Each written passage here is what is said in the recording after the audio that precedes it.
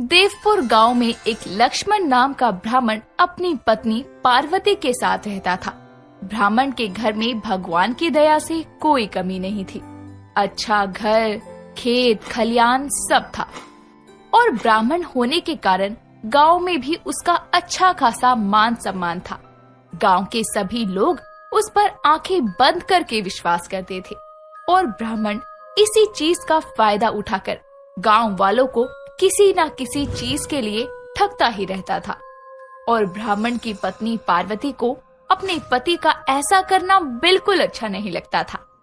कुछ दिन ऐसे ही बीत जाते हैं। तभी एक रोज सुबह सुबह ब्राह्मण पूजा करके उठता है और अपनी पत्नी पार्वती को कहता है, पार्वती जी, मेरी पूजा समाप्त हो गई है, शीघ्र ही भोजन लगा दीजिए। मुझे गांव में एक पूजा आयोजन में जाना है। जी स्वामी जी, भोजन तैयार है, मैं अभी लगाती हूँ। क्या बात है पार्वती जी, आप इतनी चिंतित क्यों लग रही हैं? कोई बात है तो मुझे बताइए। स्वामी जी, मैं आपकी वजह से चिंतित हूँ। क्यों? मैंने ऐसा क्या कर दिया पार्वती जी जो आप ऐसा बोल रही हो? स्वामी जी, भगवान का दिया सब कुछ है हमारे पास, किसी भी चीज की, किसी प्रकार की कोई कमी नहीं है। फिर आप अपने ब्राह्मण होने का दुरुपयोग क्यों करते हैं? ऐसे लोगों को ठगकर आपको क्या मिलता है? पार्वती जी, आज तो बोल दिया, दोबारा कभी मत बोलिएगा। आप मेरी पत्नी हैं, तो आपका धर्म है कि आप मेरे हर कार्य में मेरा साथ दें बिना कुछ बोले। और मैं कुछ भी गलत नहीं कर रहा हूँ, बस अपने ज्ञान से धन और सुख सुविधाएं प्राप्त कर रहा हूँ बस। स्वामी, तो आप अपने ज्ञान का मोल ले रहे हैं, झूठ बोलकर धन को अर्जित कर रहे हैं, लेकिन ये सही नहीं है। अगर वही धन किसी गरीब को दुखी करके झूठ बोलकर प्राप्त किया जाए तो ये तो एक घोर पाप है। एक ब्राह्मण होकर आप लालच करेंगे, लोगों को ठगेंगे, तो आपके बारे में लोग क्या सोचेंगे? कोई आपके ब्राह्मण होने पर यकीन ही नहीं करेगा। बस पार्वती जी, अब मुझे आपसे इस पर कोई वार्तालाप नहीं करनी है। मैं एक पूजा आयोजन में जा रहा हूँ, रात्रि में विलम्ब हो सकता है, तो आप प्रतीक्षा मत कीजिएगा। इतना कहकर ब्राह्मण अपने घर से चला जाता है और अपने गांव के शंभू लाल के घर पहुंचता है। ब्राह्मण के पहुंचने के बाद सभी लोग उसकी बहुत आओ भगत करते हैं और उसके बाद पूजा के आयोजन में लग जाते हैं। शंभूलाल गांव के बड़े बड़े जमींदारों में से एक था। उसके पास धन दौलत से लेकर किसी भी चीज की कोई कमी नहीं थी, लेकिन उसका एक बेटा था जो चल फिर नहीं सकता था और बहुत ही बीमार था, जिसके जन्मदिन की खुशी में शंभूलाल ने घर में बहुत बड़ी पूजा का आयोजन किया था, इस उम्मीद में कि शायद उसका बेटा ठीक हो जाए। और ब्राह्मण इन सारी बातों को जानता था। इसी बात का फायदा उठाते हुए ब्राह्मण शंभूलाल को बोलता है, और बताओ शंभूलाल, अब तुम्हारा बेटा कैसा है?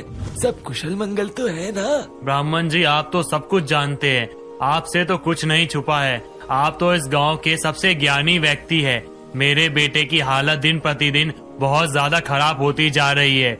मुझे कुछ समझ नहीं आ रहा है कि मैं क्या करूं, क्या ना करूं। आप चिंता मत करिए, इस पूजा के बाद आपका पुत्र अवश्य ठीक हो जाएगा, लेकिन उसके लिए आपको कुछ कार्य करना पड़ेगा। बताइए ब्राह्मण जी, मुझे क्या करना होगा? मैं अपने बेटे के अच्छे स्वास्थ्य के लिए कुछ भी करने को तैयार हूँ। ठीक है, फिर आपको आज की पूजा कुछ विशेष तरीके से करनी होगी। आपको इस पूजा में अच्छे अच्छे और महंगे वस्त्रों का, महंगे गहनों का, जेवरों का, खेत खलियानों का, जमीन का आदि ऐसी बड़ी बड़ी चीजों का दान देते हुए इस पूजा को संपन्न करना होगा। और पूजा समाप्त होने के बाद उसे किसी गरीब या किसी ब्राह्मण को दान के रूप में भेंट देनी होगी। अगर आपने ये सब कर लिया तो अवश्य आपका पुत्र शीघ्र ही ठीक हो जाएगा। अगर ऐसी बात है ब्राह्मण जी, तो मैं सब कुछ देने के लिए तैयार हूँ। जैसे आपने कहा है, बस मेरा बेटा बिल्कुल ठीक हो जाए, बस मुझे वो बेटे को छोड़कर और कुछ भी नहीं चाहिए। शंभूलाल ब्राह्मण की बात सुनकर पूरी पूजा ब्राह्मण के कहे मुताबिक करता है और पूजा खत्म होने के बाद शंभूलाल ब्राह्मण से बोलता है, ब्राह्मण जी, आपने जैसा कहा मैंने वैसे ही पूजा पाठ की। अब ये सामान मैं किसी दूसरे ब्राह्मण को दान देने से अच्छा है मैं आपको ही ये दे दूं। आप इस दान को स्वीकार करिए। अब आप इतने प्रेम से दे रहे हैं तो मैं मना कैसे कर सकता हूँ? ब्राह्मण फिर से अपने ज्ञान के चलते शंभूलाल को ठग लेता है और उससे बहुत सारा धन, गहना, जमीन आदि सब लेकर अगले दिन सुबह अपने घर पहुंचता है। और उसकी पत्नी पार्वती ये सब देखकर बहुत दुखी होती है और बोलती है, आपने आज फिर से किसी को पूजा और ज्ञान की आड़ में ठग लिया ना, लेकिन अब मैं आपकी इस पाप की कमाई में और हिस्सेदार नहीं बनूंगी। मैं गुरुजी के साथ आश्रम जा रही हूँ। जब कभी आप अपनी आदत छोड़ दे तो मुझे बता देना, वरना मुझे भूल जाना। पार्वती के छोड़ कर जाने पर भी ब्राह्मण को कोई फर्क नहीं पड़ता और वो अपने नए शिकार की तलाश में दूसरे गांव निकल जाता है, जहां उसे एक राजा के विषय में पता चलता है, जो संतान प्राप्ति के लिए हमेशा किसी न किसी पंडित ब्राह्मण से मिलता ही रहता था। थोड़ी देर बाद राजा के महल में ब्राह्मण पहुंचकर बोलता है, राजा जी को इस ब्राह्मण का प्रणाम। प्रणाम ब्राह्मण जी, मैंने आपको अपने राज्य में पहले कभी नहीं देखा। मैं यहाँ का नहीं हूँ राजा जी, मैं तो बस इस राज्य से गुजर रहा था, तो आपकी समस्या के बारे में सुना कि आप संतान न होने की वजह से काफी दुखी हैं, तो सोचा एक बार आपसे मिलते चलूं। अगर आपकी इजाजत हो तो मैं कुछ बोलना चाहता हूँ। बातों से तो आप बड़े ही भले व्यक्ति लगते हैं। जब आप यहाँ आ ही गए हैं तो बोलिए, आपको क्या कहना है? मैंने आपकी चिंता सुन ली है और मैं आपकी इस चिंता का निवारण भी कर सकता हूँ, लेकिन उसके लिए आपको बहुत सारा धन दान करना होगा। अगर सच में आप मेरी चिंता और दुख को दूर कर सकते हैं तो मैं उसके लिए अपना पूरा राज्य दांव पर लगा सकता हूँ। रुक जाएं राजा जी, कब से मैं चुप होकर आप दोनों की बातें सुन रहा हूँ। मुझे तो ये ब्राह्मण और इसके इरादे कुछ ठीक नहीं लग रहे। आप इस पर ऐसे विश्वास मत करिए। चुप रहो मंत्री तुम। ये ब्राह्मण आगे से हमारी मदद करने आया है और तुम मुझे इसी पर शक करने के लिए बोल रहे हो। राजा जी, आप समझ नहीं रहे हैं। पहले इसके बारे में कुछ जांच पड़ताल कर लीजिए, उसके बाद इस पर भरोसा करिए। मंत्री, शायद तुम भूल रहे हो कि तुम एक राजा को हुक्म दे रहे हो। क्षमा कीजिए राजा जी, लेकिन मुझे कुछ ठीक नहीं लग रहा है। मंत्री के लाख समझाने पर भी राजा उस ठग ब्राह्मण की बातों में आ जाता है और उसके कहे अनुसार अपने ही महल में 4 दिन की अखंड पूजा की शुरुआत करता है। लेकिन मंत्री को कुछ ठीक नहीं लगता, इसीलिए वो ब्राह्मण के बारे में जांच पड़ताल चालू करता है और कुछ समय बीतता है। मंत्री ठग ब्राह्मण के बारे में पता लगाते लगाते ठग ब्राह्मण के गांव पहुंच जाता है, जहां उसकी मुलाकात गांव के आदमी शंभूलाल से होती है, जहां से उसे ठग ब्राह्मण के बारे में सब कुछ पता चलता है और वो अपने राजा को उस ठग ब्राह्मण से बचाने के लिए अति शीघ्र महल पहुंचता है, जहां उसे पता चलता है कि राजा सोने के सिक्के दान करने के लिए जा रहा है। तभी मंत्री राजा को रास्ते में ही रोककर ठग ब्राह्मण की सारी सच्चाई बताता है। तभी राजा गुस्से में उस ठग ब्राह्मण के पास जाता है और सोने के सिक्कों की थाल को उस पर फेंकता हुआ कहता है, ठग ब्राह्मण, तू यहाँ एक राजा को ठगने आया था। हमें तेरे बारे में सब कुछ पता चल गया है कि तू सिर्फ एक ठगी है जो लोगों को ठग कर उनसे धन अर्जित करता है। तूने एक राजा के साथ विश्वासघात किया है, तुझे इसका दंड अवश्य मिलेगा। मुझे क्षमा कर दीजिए राजा जी, मुझसे गलती हो गई, आगे से कभी ऐसा नहीं करूँगा। नहीं, बिल्कुल नहीं, तेरी ये भूल क्षमा योग्य नहीं है। सैनिकों, ले जाओ इसे और डाल दो हमेशा के लिए काल कोठरी में, और हर राज्य, हर गांव में इसके बारे में सूचित किया जाए, ताकि एक ठग ब्राह्मण की वजह से ब्राह्मण जाति का नाम बदनाम ना हो। इस तरह से ठग ब्राह्मण को उसके किए की सजा मिल जाती है और मंत्री के कारण राजा और उसका राज्य दोनों ही सुरक्षित बच जाते हैं। इसीलिए कहते हैं, बुरे का फल हमेशा बुरा ही होता है। सोमपुर गांव में अचानक कुछ विचित्र सी घटनाएं शुरू हो चुकी थी, जिसे देखकर सभी गांव वाले काफी परेशान और डरे सहमे हुए थे। सभी गांव के एक खाली मैदान में एकजुट होकर बातें कर रहे थे, जहां मोहन कहता है, सरपंच जी, वो चुड़ैल हम में से किसी को भी नहीं छोड़ेगी। गांव वालों, ये वक्त जोश में आकर होश खोने का नहीं, बल्कि होशियारी और समझदारी से काम लेने का है। रावण के 10 सर थे, फिर भी उसकी भी कमजोरी थी।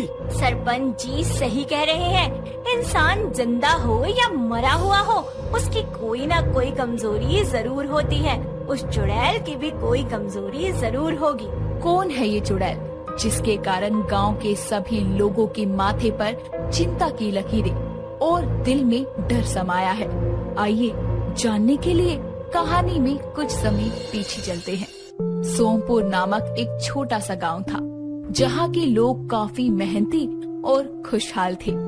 गांव के सभी लोगों का जीवन काफी खुशहाल और सुख शांति से गुजर रहा था। पर गांव की शांति और सुकून तब खत्म हो जाते हैं जब एक दिन गांव में एक भयानक चुड़ैल कदम रखती है।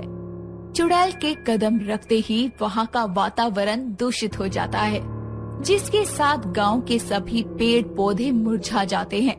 साथ ही तेज तूफान का झोंका देखकर गांव वाले अपने अपने घरों के अंदर जाकर दरवाजा बंद कर लेते हैं, जिस पर चुड़ैल कहती है, ये सब मुझसे ऐसे डर कर क्यों भाग गए?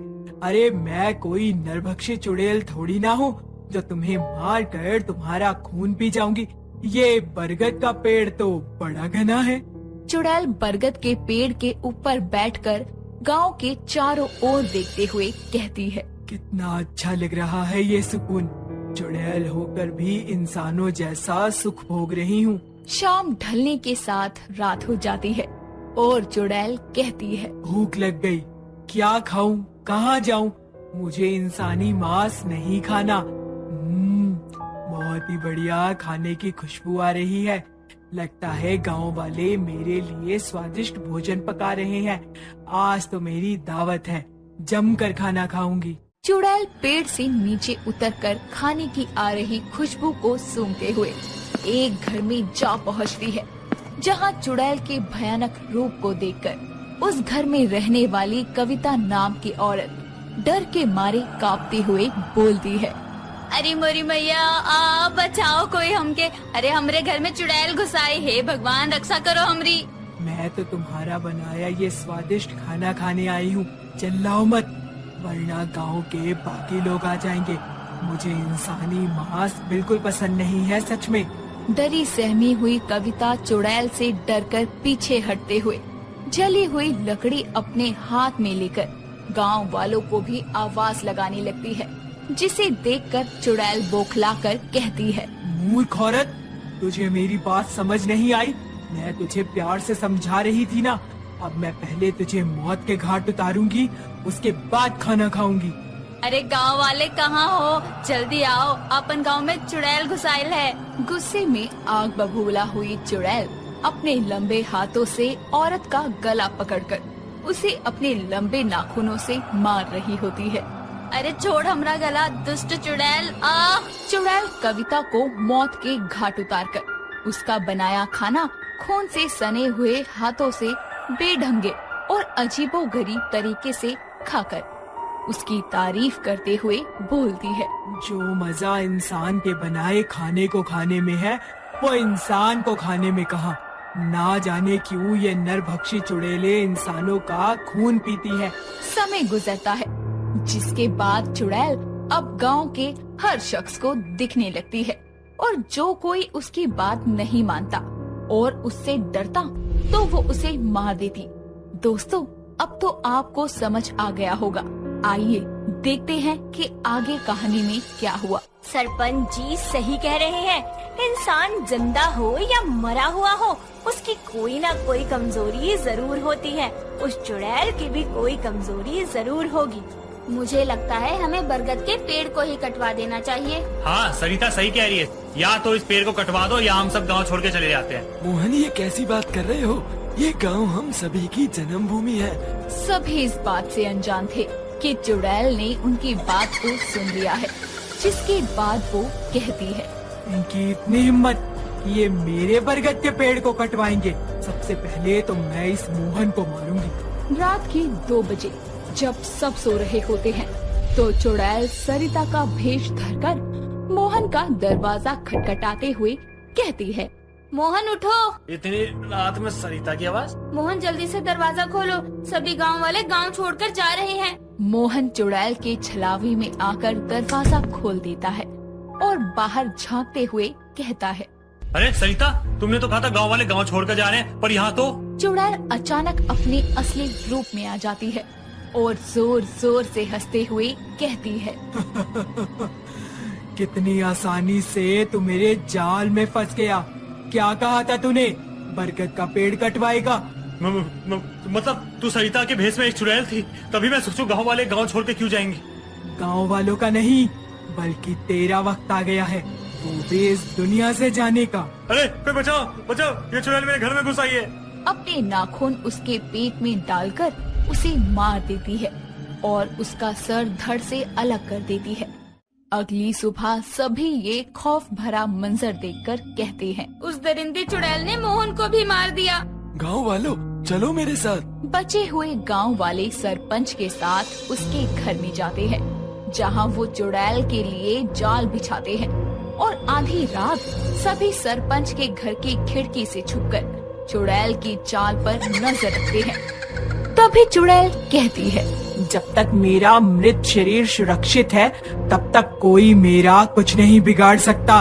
इसका मतलब इस चुड़ैल की कमजोरी इसका पार्थिव शरीर है। हमें इसके शरीर को ढूंढकर उसे जलाना होगा। गांव वाले दबे पांव अपने हाथों में मशाल लेकर चुड़ैल का पीछा करते हैं। तभी वो एक जंगल में रुक जाती है और दूर छुपकर सभी उसके कंकाल को देखते हैं। तभी सरपंच कहता है, ये वक्त डरने का नहीं है गांव वालों, बल्कि डटकर इस चुड़ैल का मुकाबला करने का है। सभी गांव वाले एक साथ भागकर चुड़ैल की लाश को जलाने ही वाले होते हैं कि तभी वो उन सभी पर प्रहार करती है। लेकिन उसी वक्त एक सिद्ध बाबा उनके बीच में आकर कहते हैं, रुक जा धूर्त चुड़ैल, मैं कहता हूँ रुक जा। इससे पहले कि मैं तुझे भस्म कर दूं, इस दुनिया से चली जा। ये इंसानों की दुनिया है, चुड़ैलों की नहीं। तुझे नियति के नियमों को स्वीकारना होगा। मैं नर्क में नहीं रहना चाहती, मैं यहाँ इसी संसार में रहूंगी। तू सीधी तरह से मेरी बात नहीं समझने वाली। मैं अभी इसी क्षण मुर्दा लाश को खाक कर दूंगा। नहीं नहीं, मेरे शव को मत जलाओ। मैं नहीं जाना चाहती, ऐसा मत करो। मैं नहीं मरना चाहती थी, फिर भी ऊपर वाले ने मुझे इतनी कम उम्र में ही मार दिया और चुड़ैल बनाकर फिर मुझे नर्क में भेज दिया। नहीं, मैं नहीं जाना चाहती। स्वर्ग के द्वार सिर्फ महापुरुष और भले इंसानों के लिए हैं। तुझ जैसी चुड़ैल को नर्क ही नसीब होगा। गांव वाले चुड़ैल की लाश को आग लगा देते हैं और बाबा के मंत्र के साथ उसका क्रियाक्रम भी हो जाता है, जिसके बाद उसे ना चाहते हुए भी इस संसार से जाना ही पड़ता है।